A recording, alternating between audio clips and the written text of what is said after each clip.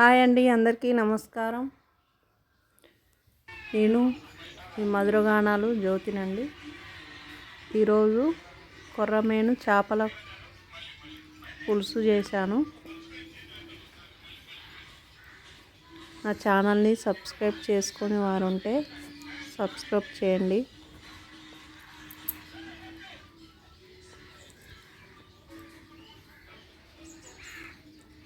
చేపల కూర ఎలా చేయాలో దానికి కావాల్సినవి ఏంటో చూద్దాం. కేజీ కొర్రమేను చేప తీసుకున్నాను. ఎంతలే ఎంత రేటు ఉంటే అంత. దీనికి కావాల్సినవి కొన్ని ఉల్లిగడ్డలు బాగా కాల్చాను. ఉల్లిగడ్డ కాల్చి వేసుకుంటే బాగుంటుంది.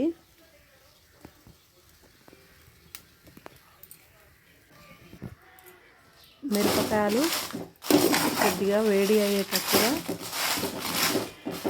ఈ గిన్నెలో వేసి అటు ఇటు అనుకొని కారం పొడి మిక్సీ పట్టాను. చేపలను శుభ్రంగా కడిగి పక్కన ఉంచుకున్నాను.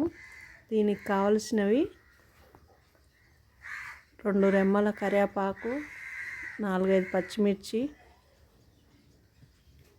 ఉల్లిగడ్డ, జీలకర్ర, లవంగ, ఏలక్కాయ, దాల్చిన చెక్క వేసి పేస్ట్ చేసి పక్కన పెట్టాను. మనకు కావలసినవి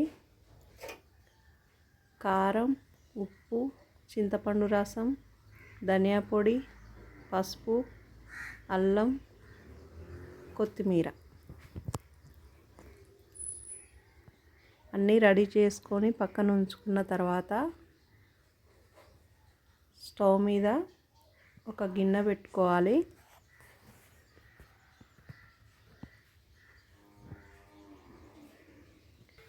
అది వేడెక్కాక ఆయిల్ పోసుకొని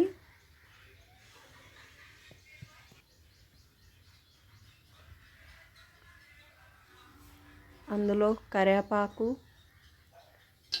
పచ్చిమిర్చి,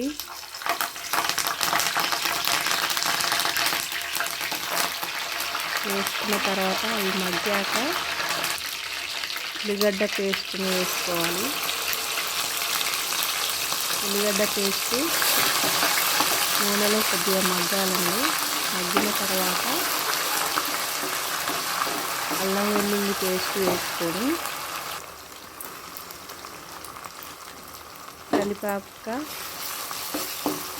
పసుపు కూడా వేసుకోవాలి.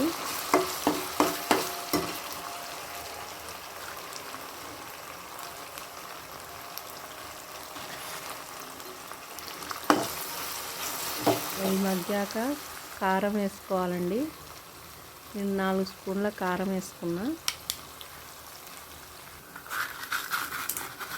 దొడ్డుకు వేసుకున్నా.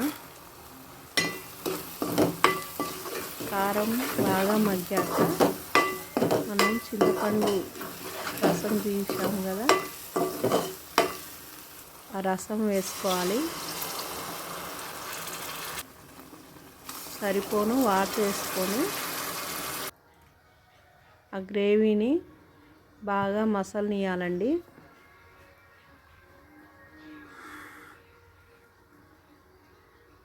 మంచిగా మసలాక చేప ముక్కలు వేసుకొని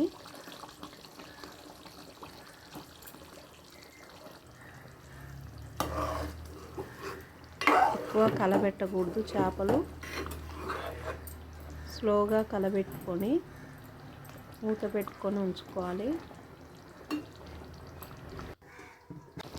అవి బాగా ఉడికిపోయాక ధనియా పొడి కూడా వేసుకొని